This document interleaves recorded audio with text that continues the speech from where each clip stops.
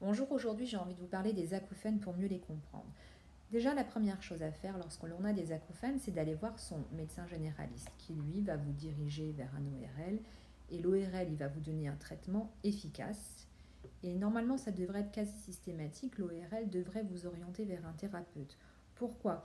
Parce que quand on a des acouphènes, alors déjà, il faut savoir que les acouphènes, ça peut être physiologique ou psychologique et ça peut venir comme ça du jour au lendemain. On ne sait pas pourquoi, on ne sait pas l'expliquer. Ça peut être aussi lié au bruit, par exemple aller à un concert, on a écouté de la musique très forte, on a été à côté d'un pétard, à côté d'une explosion. Et quand on a des acouphènes, le bruit vient générer du stress, le stress vient générer du bruit et le bruit vient générer du stress. Et bref, c'est un cercle vicieux. C'est un peu comme si on avait une abeille ou des abeilles qui sont là comme ça à voler autour de notre visage où il y a des bourdonnements et plus on essaye de les chasser et plus elles sont là, elles sont omniprésentes et ça vient créer de l'angoisse, ça vient créer du stress. Et en fait, qu'est-ce qui se passe quand on a des acouphènes? Donc on est tout de suite angoissé et cette angoisse-là, elle vient amplifier ce bourdonnement.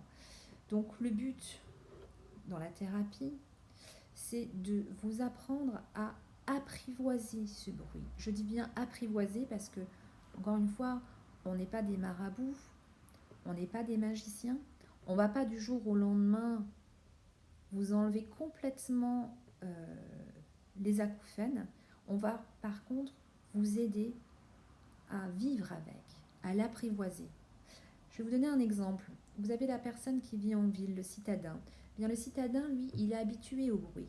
C'est-à-dire qu'il va bien dormir. Il va dormir alors qu'à l'extérieur, il peut y avoir les bruits de voitures, il peut y avoir les passants qui se promènent, il peut y avoir les rires des étudiants.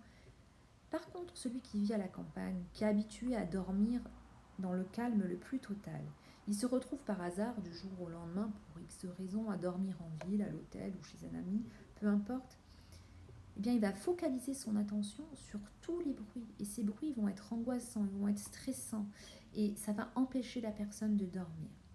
C'est pour ça que face aux acouphènes, face au bourdonnement, face aux cris qui sont stridents, eh bien, on peut nous arriver à vous aider vraiment à vous détendre par rapport à ça et vraiment à apprivoiser ce bruit. Je vous souhaite une belle journée et puis je vous dis à bientôt.